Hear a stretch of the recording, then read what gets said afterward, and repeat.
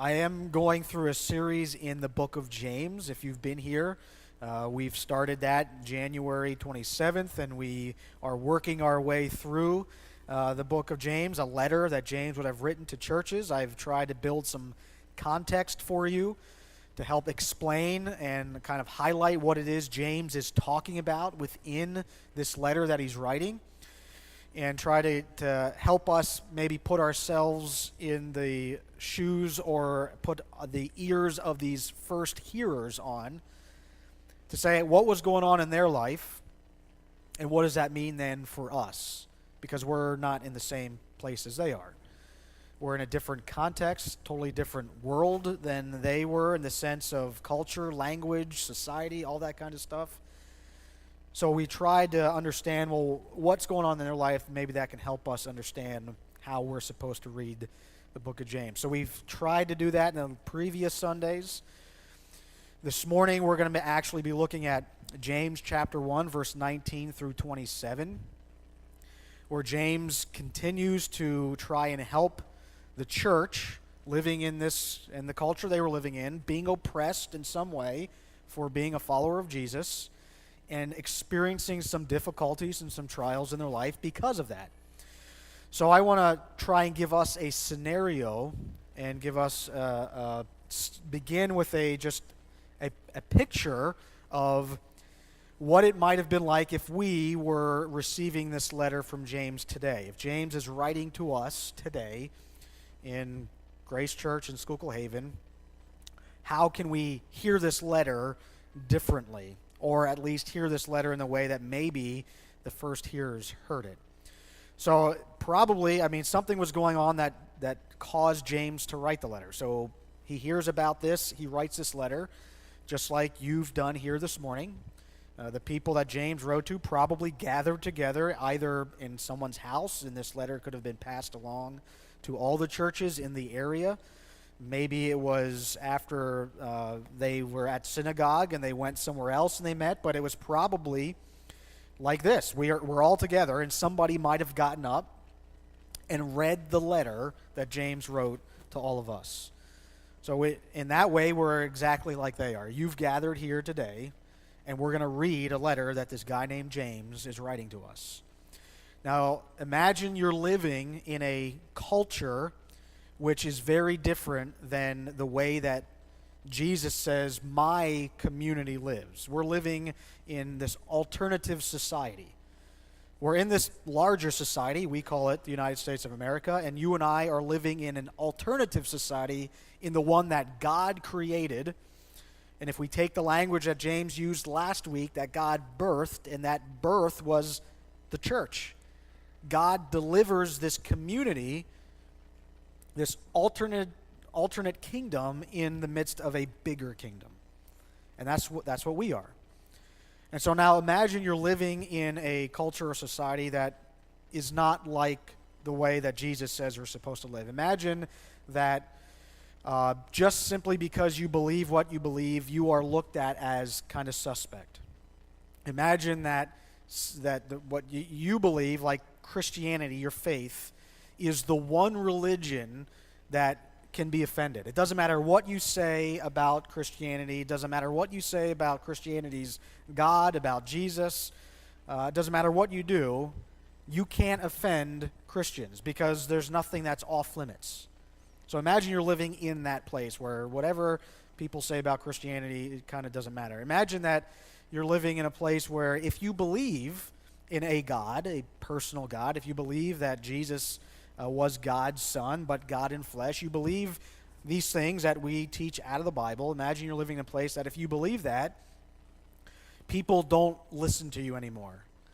So if you're in a academic setting, you're kind of looked at as your papers aren't read anymore. The conclusions that you've drawn about the world, about life, about whatever, they're kind of passed aside. Like maybe you're in a job and it's like, oh, you believe that stuff? We're not going to take you quite as serious anymore. Maybe you miss out on some promotions because you believe that there is a personal God, some of these fairy tales and myths. And so you're living in this place where that's happening. Maybe you're living in a place where the land in which you live and the people that govern you and the powers that be are beginning to create laws that make it more difficult for you to believe what you believe, to say the things that you say, to stand up for what it is you believe in is right and good and true. And actually, there's laws being created that says you actually are a hateful person because of what you believe. Imagine you live in a place like that. Imagine you live in a place where just because something says you shouldn't lie or steal or commit murder, that is being torn away from places where they have a legal system or a justice system, and you walk into that building and you're hoping that justice will be served, but the very things that you believed would provide that justice are kind of being torn away. Imagine you live in a place where simply because you say, "Hey, Merry Christmas," you're shouted down and told that you're a bigot and you offend people because you said Merry Christmas. Imagine you live in a place where they make laws in which you think are completely and utterly wrong, and yet those laws are being celebrated. And you see things being done that are opposite of what is good and right, and those very things are being celebrated. Imagine you live in a place like that. Imagine that simply because you believe what you believe and you try and hold to those convictions, it's getting harder and harder for you to say anything or to stand up for what is right or to have to kind of reteach your kids something that's being taught to them. Imagine you live in that world, okay? And I'm going to read for you what James says. If you live in that world, you might start getting upset about some things. You might turn on the television and see some things that upset you. You might open up a newspaper and read some articles that upset you. You might go online and just get alerts from different things and you see things that upset you. You are beginning to see that, man, this seems like such a different place than the one that I used to live in. And you might start getting upset about those things. And you might want to say something about it or do something about it. James is writing to a group of people where that very thing is happening. And in my opinion, the place that I just described for you, now maybe you disagree with me, and that's okay, you can. The place I just described for you is not an imaginary place at all. It's the place that you and I currently live in. This is the kinds of things that are happening within the society in which we live in. And I said it last week, I probably said it the week before that, and I'm saying it over and over again because I think that's what's happening, that we used to live in a society, that we weren't an alternate society. It was like, this is what the church said, this is what society said, this is what the church said, this is what society said, and we kind of walked in lockstep. And we're beginning to find out that that's just not the way that it works anymore. There are people that have lost their jobs because they believe in Jesus. If you've ever seen the movie God's Not Dead or God's Not Dead 2, they're kind of following a lot of things happening in the academic world. Professors and at colleges and people in the scientific field that if they confess that they believe in a creator God, a personal God, they will not get grants, they will not get that promotion, they will not get their papers and their material looked at, they will not be able to do some of the work that this college lets all kinds of people do. And in those movies, it kind of lists all the things that are happening to professors, and it listed out all the things that happened to students who were saying and writing some things about what they believed. And they were being taken to task because they believed those things. We all know what happened in our culture with the culture wars. You know, the whole thing where you have a nativity scene in the public square, and that's a whole big thing, and you know how drastic that was. You have a memorial to the people who were killed in World War I, and it's this giant stone cross, and we've got to tear that down because of what that is offensive to people. I mean, that's where we live. And if you're like me, hopefully you're not, but if you're like me, that kind of stuff could get you upset and angry. And it could make your blood boil sometimes, and your blood pressure rises, and then your tone gets elevated. And then you start thinking and saying things that maybe you wouldn't normally think or say. And you're living in a place where it just wasn't like this, and even things that you as a person and as a follower of Jesus see, now this is blatantly and clearly wrong. Those things are even being championed and cheered about.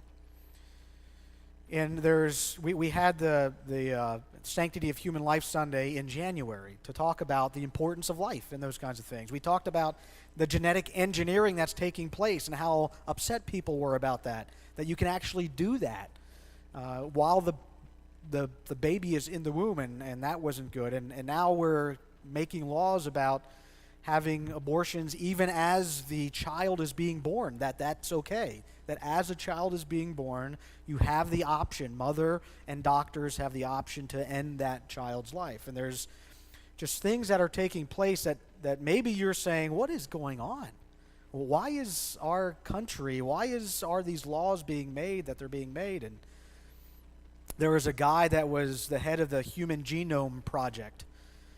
And I'm trying to remember his name, and I can't remember his name. I was listening to a talk that he was giving about that, the discovery of the DNA and the DNA code. I mean, this is why they're able to do this genetic engineering, because they actually wrote out the DNA code. There's letters that go with the 300 or 3 billion or whatever it is. I can't remember what it is. There's letters that go with all that code, and you can discover things about that code. And this guy was the leader of that. And he happens to be a follower of Jesus. He believes in God. He went on the Stephen Colbert show to talk about this. And I listened to the show. I didn't actually see it when it was live. I listened to the show. It was on YouTube or something. And Stephen Colbert basically makes this guy look like an idiot. I mean, he's a scientist that has been a part of the Human Genome Project that has incorporated many scientists throughout the entire world. And he was on that show because he happens to be a believer in Jesus. He believes in a personal God, the Creator God. He believes in Jesus Christ as Lord and Savior. And the reason he was on that show is because they couldn't believe a guy like him, who is a scientist, could actually believe this stuff. And Stephen Colbert kind of tried to make him look like an idiot. I thought Stephen Colbert was a jerk about it, didn't even really let him talk. But it's all simply because this guy believes in Jesus. So sometimes I have a tone. That's what Jess calls it. It's not what you say, Ted. It's how you say it. So when I'm passionate about something, I start getting loud and emphatic about things. And I'm not yelling at you, Jess. I'm just passionate about it. Ted, calm down. It's your tone. It's a curse. It's not a gift. It's a curse of some kind. And that happens. And honestly, I think that's what James is actually talking about here. Because I could get a tone about some of this other stuff that I see happening. But James is challenging us as a church, as a community of Jesus followers, that when you live in a place like that and you see those trials taking place, trials in the sense that what you think and believe somehow is becoming very different than what the rest of the world thinks or believes. And you are going to be challenged. If you haven't been already, get ready for it. You probably have been challenged to actually continue to think and believe what you believe. And in that challenge, we're going to have to respond. And James is very concerned, as I said before, James is very concerned about that response. So we live in that society that I've just given you a picture of. You can either agree or disagree with me, but that's the kind of thing that James is writing to, people he's writing to, and then this is what he says to them. My dear brothers and sisters, take note of this. Everyone should be quick to listen, slow to speak, and slow to become angry, because human anger does not produce the righteousness that God desires. Therefore, get rid of all moral filth and the evil that is so prevalent, and humbly accept the word planted in you, which can save you. Do not merely listen to the word and so deceive yourselves. Do what it says. Anyone who listens to the word but does not do what it says is like someone who looks at his face in the mirror and after looking at himself goes away and immediately forgets what he looks like. But whoever looks intently into the perfect law that gives freedom and continues in it, not forgetting what they have heard but doing it, they will be blessed in what they do.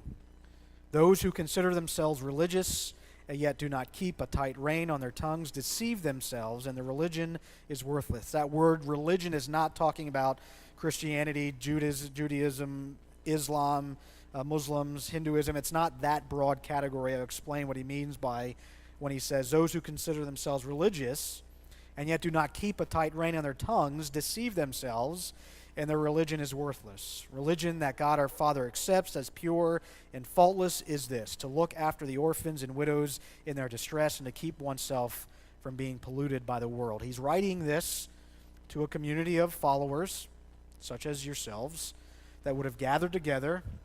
Somebody probably would have stood up and read that letter. They're living in a place where it'd be pretty easy to respond this way. And I would suggest to us, we're living in that same place where it'd be pretty easy for me, maybe you're this way too, to respond in this way. And now we've got to figure out, how do we follow Jesus in the midst of all this? And James has something very important to say that he will come back to multiple times. This idea of faith and what we do. Like, I believe this stuff, so what do I do with all that? This idea of hearing it and doing it. And this thing we call taming the tongue, what we say. And, as I have learned in my whole life, how we say it. It's not what you say sometimes. It's how you say it, right, honey? Okay, that's right.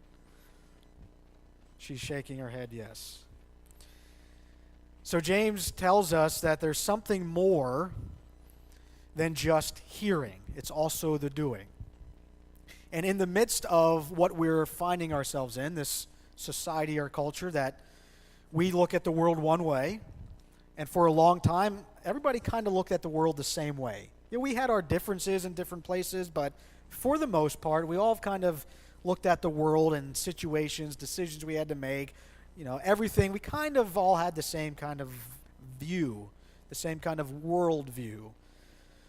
But that is different from the people James is writing to, and I want to suggest to you that's growing different each and every day in the world in which you and I find ourselves in, the culture in which we find ourselves in. And so he says this to the church: be quick to listen, slow to speak, and slow to become angry.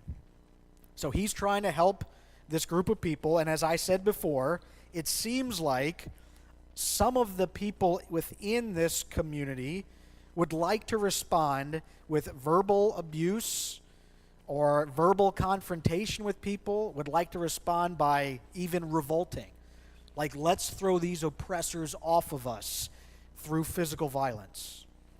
So that must be happening in the church. We'll learn about that a little bit later as we get deeper into the letter, but James addresses that. And he knows that as he's writing this letter, so he says this to them about how maybe our gut instinct is to respond to some of these things.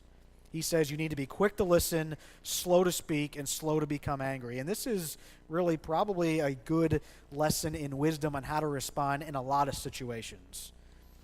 Not just how we respond to the world becoming the way that it is, and how do we as a church respond, but maybe even people in our lives. How do we respond to them as individuals?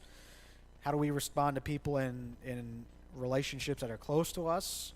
Here's what James is saying is we need to be able to control our natural instinct, one's desire. James talked about this idea of wisdom. You're going to face trials, but James says, consider it pure joy when you face them because of what those trials can do in your life. And if you have a hard time in the midst of those trials, ask God for wisdom. This is all from the beginning part of his letter that we already went through, and God's going to give you that wisdom. And when he says be quick to listen, he is simply saying, he's kind of restating in another way what he has already said. We've got to be able to control our desires. Because if they are left unchecked, he says later, it's going to lead to trouble. So being quick to listen is not being reactionary. It's actually trying to persevere through this trial instead of immediately responding in a way that maybe we're going to be sad that we responded in that way. Or maybe after a day or two we're ashamed of what we have said or did or whatever. James is trying to encourage this church, which there are apparently people in this church not responding this way, to be quick to listen, to be able to control those desires as you go through those trials, to actually, rather than revolt, persevere through them, because in them God can do something. It's not God causing them, but in the midst of it, God can do something in it. Slow to speak. James is talking about reactive verbal confrontations with one another. Maybe you and I disagree about something. Maybe the people in this church said we should respond this way to the people that are actively oppressing us. And people here said, no, we got to respond this way.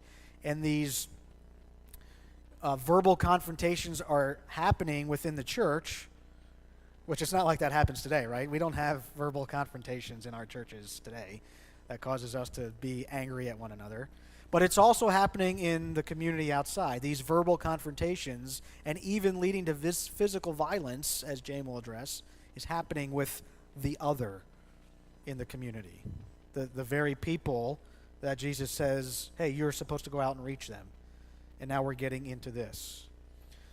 When we live in a place, James says, that is growing less and less like the kingdom you're a part of, these kinds of things are going to pop up.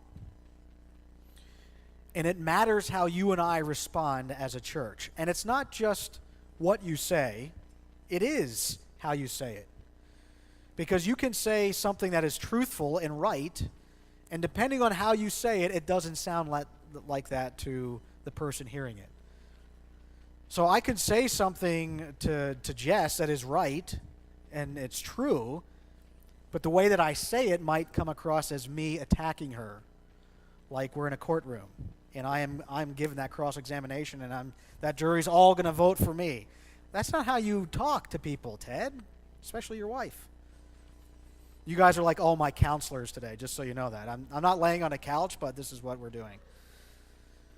It matters how you say it. And guess what? As much as you try not to have tone in what you're putting on here and you're texting, it comes across that way. A lot of us use this not to talk on anymore.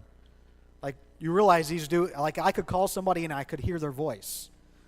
That they still work that way. But oftentimes we're just texting, commenting on posts that we see, all kinds of stuff. And if you do that on Facebook, because I've had these conversations, people have talked to me about it, they're like, Ted, did you see what so-and-so put on Facebook? Like, aren't they a Christian?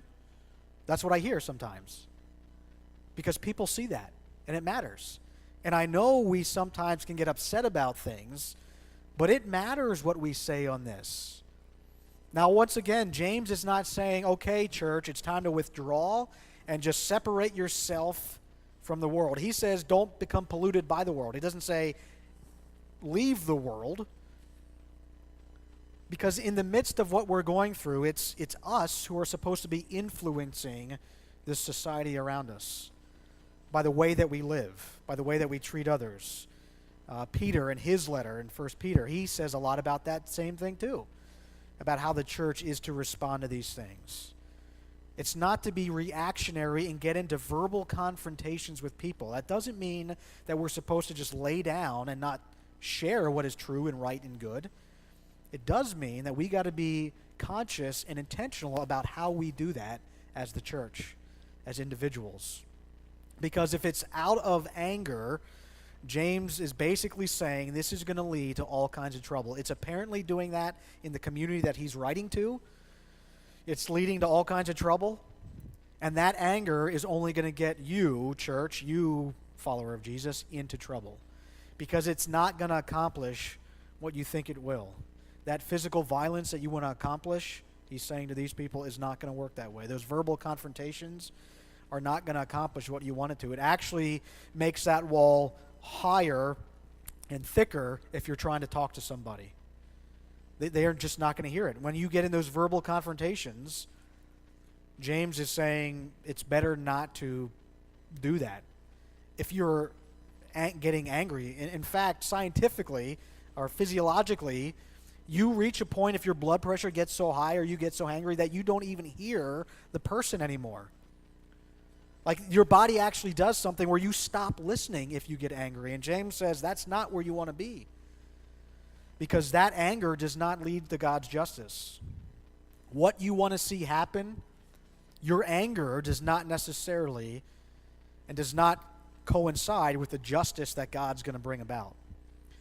That's why he's saying persevere through these trials. It's not saying just be quiet about all of them. It's not saying don't make the movie God's Not Dead to highlight the stuff that's taking place because that's going to offend somebody. That's not what James is saying. It's okay to speak the truth. It's okay to try and stand up for what is right and good and beautiful. That's what we're called to do as the community of Jesus.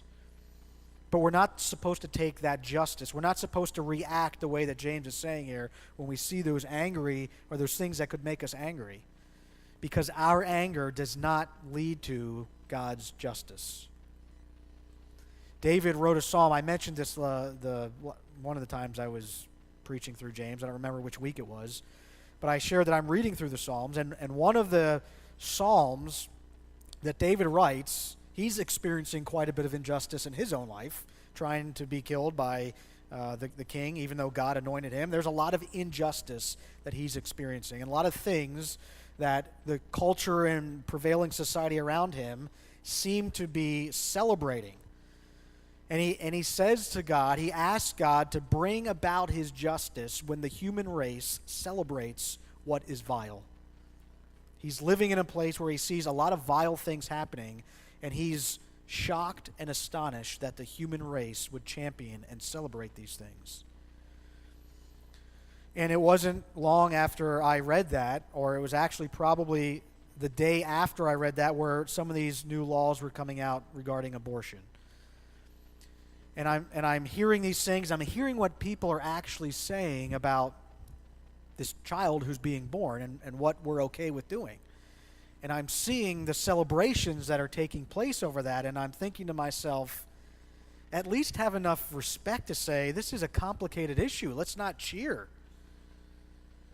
But I'm beginning to see things that we would say are vile, and yet people are celebrating that. How do we respond as the church?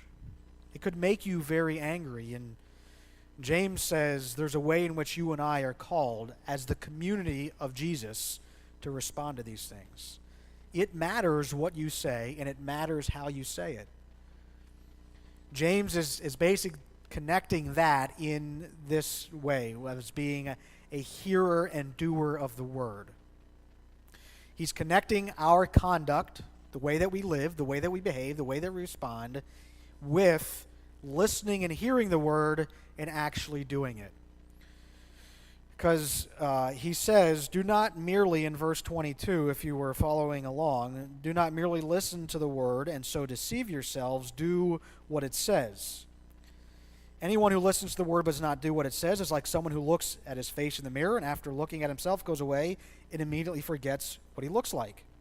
But whoever looks intently into the perfect law that gives freedom and continues in it, not forgetting what they have heard but doing it, that's the person who's going to be blessed.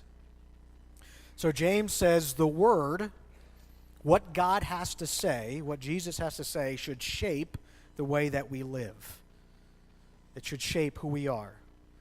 It should shape the way that this kingdom, God's kingdom, on earth looks. And so it can't just be a matter of hearing it. It's got to be a matter of actually putting it into practice. And I'm just going to give you a list of things from the letter that I've already read, from chapter 1, verse 2, all the way through verse 27. And James is basically saying, the hearer and doer will. This is what you will. If you are a hearer of the word and a doer of the word, these are the kinds of things that should be happening in your life. So I gave you, I asked the question, if I'm going to be a disciple of Jesus, if I'm going to go through the discipleship process, what should God be doing inside of me? What should God be doing to me? What should I see in my life? Well, James says this is the kind of stuff you should see. And James is simply repeating, copying what his brother said, what Jesus said. His half-brother, Jesus, made a similar comment about hearing and doing the word. He was also teaching what the kingdom looks like. If you're a follower of Jesus, this is what your life should look like. That's what he's teaching in Matthew chapter 5. And he's giving all this teaching of what this alternative society looks like. That's what God's creating. Your kingdom come on earth as it will in heaven. So there's nobody doing the opposite of what God desires in heaven. And so your kingdom come on earth, if you've prayed the Lord's Prayer before, if you know what that means, or if you remember that prayer, your kingdom come on earth means that this is what it should look like in this community. And it's not going to be perfect every time, but it's certainly something that we strive for. And so Jesus teaches and says, hey, this is what a follower of mine looks like. James is talking to this church and says, hey, this is what a follower of Jesus looks like. And here's what Jesus said about being a hearer and a doer of the word. He says in Matthew chapter 7, therefore everyone who hears these words of mine and puts them into practice is like a wise man who built his house on the rock. The rain came down, the streams rose, and the winds blew, and it beat against the house, yet it did not fall because it had its foundation on the rock. But everyone who hears these words of mine and does not put them into practice is like a foolish man who built his house on the sand. The rain came down, the streams rose, and the winds blew and beat against that house, and it fell with a great crash. So Jesus had something to say about being a hearer and a doer of the word. And James is simply kind of saying the same thing in a different way about being a hearer and a doer of the word. He uses the example of looking at your face in a mirror, going away, and forgetting what you look like. How many of you have walked out of here and sat down for lunch and said, what did Ted say again today? That's okay. You can forget that. As long as you remember what God has told us to say. Because when the waves came, and James used that same imagery, the waves, Jesus says, the rain came down and the streams rose and the winds blew. Well, you could substitute that with trials.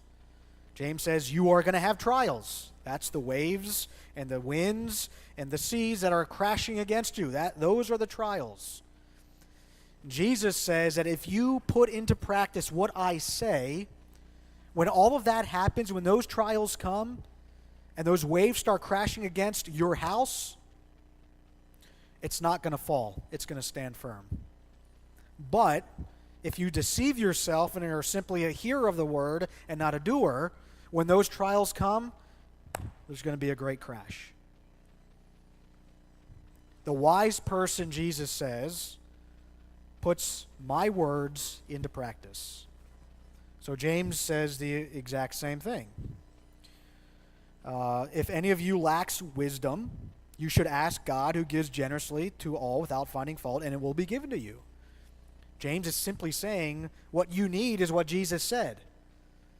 If you put that into practice, when those trials come, you'll be able to stand firm. Because when they do come, and there is a great crash, it affects and impacts a lot of different people. It is happening in the churches today. There is a number of pretty high-profile pastors who are crashing and falling, and is affecting the church and our ability to minister to the world around us, our ability to speak truth and life into people. Because we're not putting into practice or hearing and we're not doing. This is where the making it real comes into place. This is what James is saying. This is what it's going to look like in your life if you are a hearer and a doer of the word. Because that's what genuine faith looks like. It's not just putting that podcast on in my car when I drive to work and listening to religious programming. It's not turning that program on and just listening to watching that on TV. It's not just putting the earbuds in and listening to Christian music. It's not just showing up here on a Sunday morning or going to Connection Group or being a part of a life group that we do. It's more than just hearing all that. All of that should shape how we live. And it should especially shape how we live in a society that's starting to look a lot different than the one that we live in, than the community that we're a part of. If we're going to make it real, if we're going to make our faith real, James says, then you've got to be a doer, not just a hearer. Jesus says, then you've got to put these words of mine into practice. Because whoever does is going to be that wise person.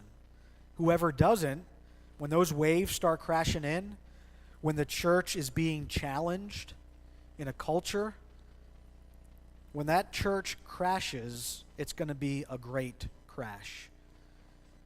God needs his community. God desires his community to stand firm and be built on that rock. Because it's challenging today. There's a lot of people out there that used to be good friends and are not simply because of who they voted for. There's a lot of people out there who used to be good friends and they're not because they disagree on this issue and this issue. There's this divide that is happening, and James says that this is not what the church looks like. And we've got to make sure that we're not becoming those people. And we start dividing ourselves from the very people we're called to reach, or dividing ourselves among each other.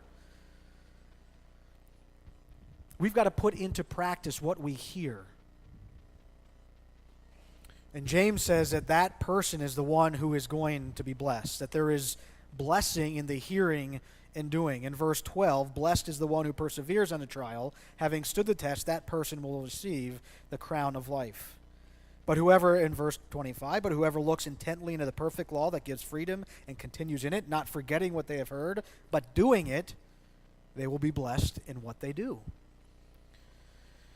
We're trying to invite people into a different kind of community, one that leads to life. Now, that life is promised to us in terms of eternal life, but that life is also promised to us in terms of the way that you and I live right now. There are a lot of people walking towards a cliff, and we're called to invite them into something different. So what kind of community are we inviting them into? It matters. That's how they treat each other there at that church? I get that every day of the week. I don't need that there too. What are we inviting them into? James is concerned about that, and I think we should be concerned about that too. Being a hearer and doer of the word brings blessing, and this is all from the letter that James is writing. This is the blessing that comes from being a hearer and doer of the word, which James says that is what genuine faith looks like. As you're looking around the church, this letter is being read to this community, and we look around at each other and we say, what does my life look like? Am I a doer of the word as much as a hearer? Do I listen to what's going on a Sunday morning? Am I part of this connection group or life group? I listen to that program on podcast or whatever. Is it actually shaping me? Is it shaping my life? James says people that exhibit this genuine faith would answer that question, yes. Of course, it's not done perfectly. I think you and I get that. I think he realizes that. But it's a community that looks different than the one around it. And so James sums up everything he's saying in the beginning part of this letter. Of course, when he wrote the letter, there wasn't chapter 1, verse 2, verse 3, verse 4, and so on. So they're reading this letter, and James uses this word, religion, to kind of summarize all that he just said. So those who consider themselves religious, we could substitute that with those who consider themselves hearers and doers of the word. Those who consider themselves wise. Those who consider themselves followers of Jesus. And yet do not keep a tight rein on their tongues, deceive themselves, and their religion is worthless. He's referencing what is taking place in this community. The way that you want to respond to each other, the way that you want to respond out there, you are deceiving yourself if you are not keeping a tight rein on your tongue. This religion that I'm talking about, this hearer and doer of the word, this follower of Jesus, recognize that it matters what you say and how you say it. He's not saying just shut up from now on, just be silent, don't say anything. He's saying it matters what you say and how you say it. Because we're still called to invite people to be a part of this community that leads to life. So he says, religion that God our Father accepts as pure and faultless is this. People who have genuine faith, those who are doers of the word also. Paul says it this way in Romans, for it is not those who hear the law who are righteous in God's sight, but it is those who obey the law who will be declared righteous. It is those who look into the law that gives freedom and actually do what they hear. Religion that God our Father accepts as pure and faultless is this: to look after orphans, widows in their distress, and to keep oneself from being polluted by the world. Now, that doesn't mean as long as we have a widow ministry and we give money to an orphanage, our religion is good. James is using something very practical in their life, that they say one thing in the midst of the oppression that we're experiencing, you don't care for the very people you're called to serve. That's not what God's desire is. That is being a hearer and not a doer of the word.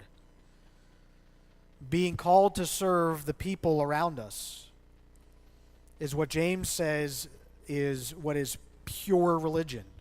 It is not just hearing it and walking out of here and doing nothing about it, or not changing or conducting your life any differently. James says everything that we hear should influence how we live. This Jesus community is to strive for holiness.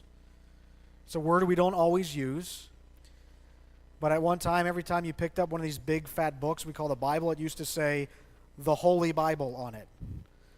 Because what it describes within its pages is a different kind of community than the one that we see in the world around us.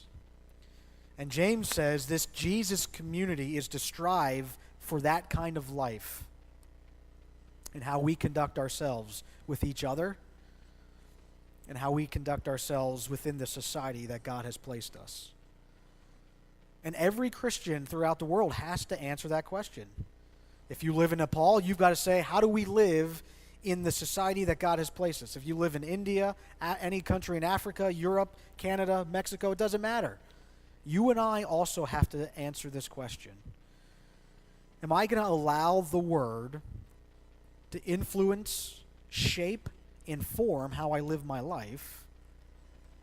Or am I going to allow the world to pollute me? And I'm going to respond the same way that the rest of the world responds.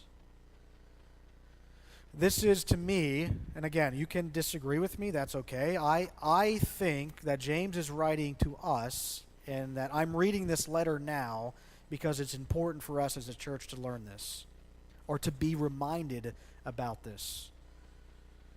Here in North America, that's the context that we're in, that's the place we're living, that's the society that we're a part of in Pennsylvania, and we've got to figure out, as a community, all of us as Grace Church, we've got to figure out if we're this Jesus community inviting people in to become a part of life, what are we inviting them into? And James is not saying separate yourselves from the world, but he is saying engage that world as followers of Jesus. How do we build our house on the rock? How do I hear what God's saying to us and actually do it? And when we do that, what are we going to see God do? I think part of the attraction of church, part of the attraction of what you and I are currently a part of, is inviting somebody into a community where they experience something different than what they get out there every day. That rather than being reactive and reactionary and speaking and thinking about our tone and how we say it and all that kind of stuff, that we consciously do that with each other because we love each other. And I think part of the attraction of being a part of God's community, part of the Jesus community, is they get to experience what the kingdom coming looks like in this world.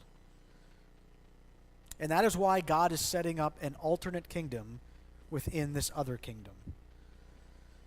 And when we make it real, when we work on this discipleship process, that is what is filtering through our brain when we see things that make us angry, when we see things that we disagree with, when we have friends, relatives, even people in our own church, that we're maybe on opposite ends of some things. How do we love each other, and how do we love the people we're called to reach? Because the waves are starting to crash, I think. The waves are starting to crash. The seas are getting a little rough. And we're going to discover, I think what we're going to find in North America is we're going to discover who's going to be still standing on that solid rock and who will have fallen in a great crash. This is something new. This is completely different. You probably grew up in a different world. If my grandfather was alive today, he'd think he's in some other country. He would. Many people would. The church is being challenged in North America in a way that it's never, I think, again, this is me, been challenged before. And I think you and I are facing those challenges, and I think it matters how we as a community respond to the world around us. It matters not just what I say, but how I say it. It matters that when God speaks to me through his word, whether that's here, somewhere else, on a radio, on a TV, I don't care where it is, that it shapes and forms the way that I live and the way that I respond to others. God has called us to reach this world and to invite people into an alternate society, an alternative society, which is the church. And we're supposed to provide a different experience that leads to life. And that only happens if we allow God's word to shape and form us. And that if all of us together, not just hear it, but we do it as well. We do what Jesus says and puts his words into practice. Let's pray. God, thank you for your word that shapes and forms us as people, as your followers. And God, I do believe that we are living in a day and age in which we are being challenged in some ways. And God, I pray that we as a church would be faithful to those challenges, that we would be a community of people, Grace Church specifically, but the church in general in North America would be a people that lives out what it is we preach and what we say and what Jesus has called us to do. God, help us not to waver in our convictions for what is right and true and good. God, but help us to respond as a community of followers of Jesus.